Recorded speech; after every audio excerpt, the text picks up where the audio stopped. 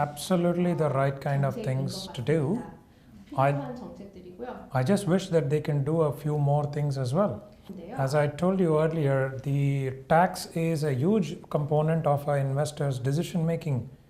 And I believe that this differentiation in the tax treatment between a customer's investment into local equity versus overseas equity is actually creating an unnecessary dichotomy in the customer's mind when they make an investment decision. Perhaps it is a difficult decision to make because somebody has to make an understanding of the tax revenues out of that.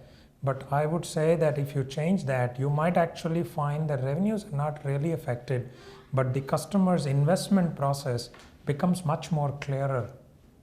Having said that, I think the measures they've taken so far is absolutely the right kind of things to do.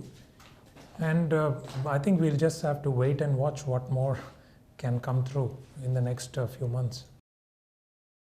You know, when you are dancing on a dance floor, and it's in the middle of a palace, and you're dancing with people in the middle there. When you're dancing there, you only see the person next to you, and you see the other person next to you, and you see all the action that is happening.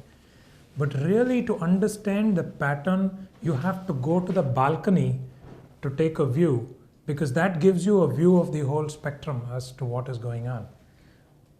You know, these things that are happening are part of the process of this economy going through a change process. And I'm not so concerned with any one particular issue around that. Certainly, they will have their impact for the short term. But having seen the Korean economy and the Korean people come through a whole lot of these changes in the past with much more positive vigor and much more positive outcomes, I'm quite confident that even this will go through. So when you look at it from the balcony and the view, it doesn't look that problematic. Actually, the entire year for us, this whole year, our definition of, we have used a particular word in English called agile, which in Korean we have translated it as minchop, and that has been the framework for all our conversation the whole year this year. But basically we use that for two frameworks. One is to say how is the macroeconomic scenario going to look like, and second is from an investor standpoint, how should you therefore look at your investments during the year. The fact that there will be an interest rate hike is already known. It has been not a secret. It has only been a matter of timing. It's, however, also the impact of that into different markets is quite different at different points of time. So for the beginning of the year, when we talk about investor framework, we are making very specific points. We are saying as the year unfolds and you see things changing, you have to adapt the investment style.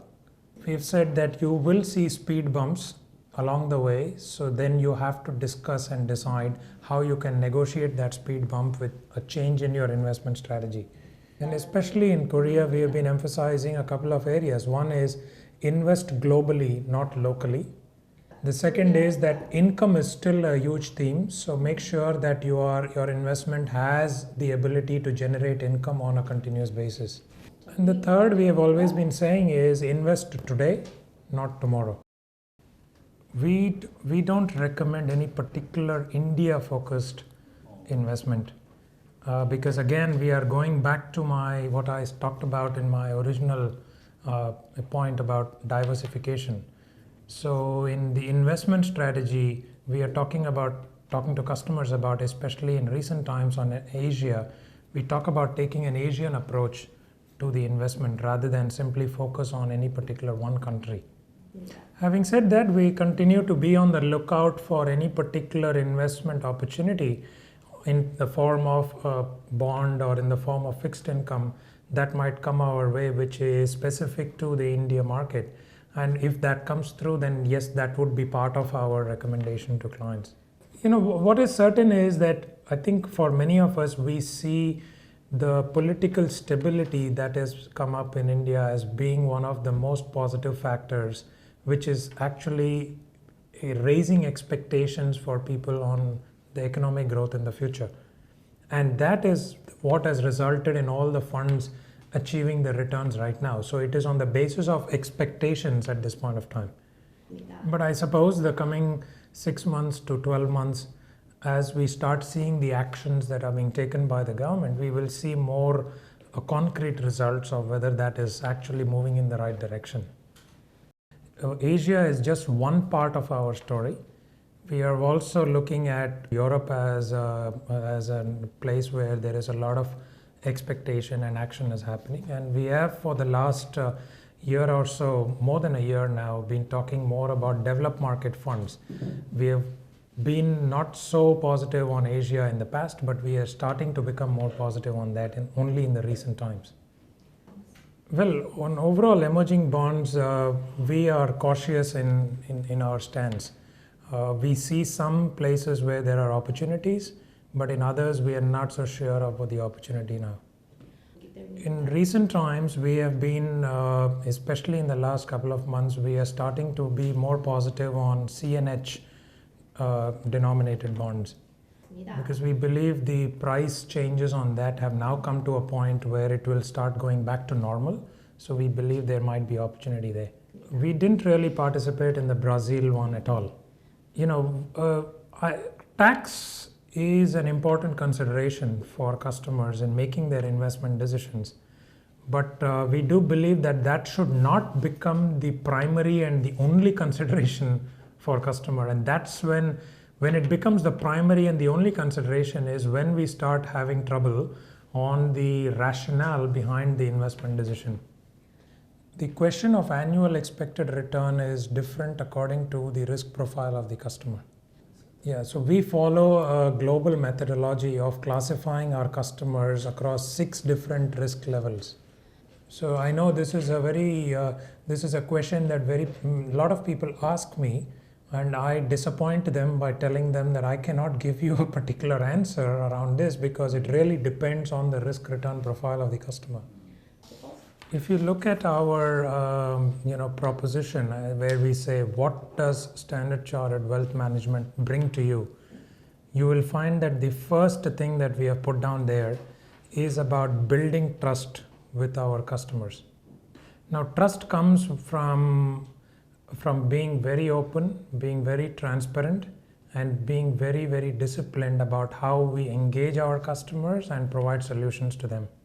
The 2 other parts of our proposition, which is the second one, is really about promoting a global approach to the investment with customers. We do have the phenomena in the past where customers have invested too heavily into one specific sector or area, and that has been the result, that has led to the outcome of the investment not making the kind of return that they should. So we are extremely focused in promoting a global investment approach. And the third biggest part of our proposition is what I referred to earlier, is about very open architecture.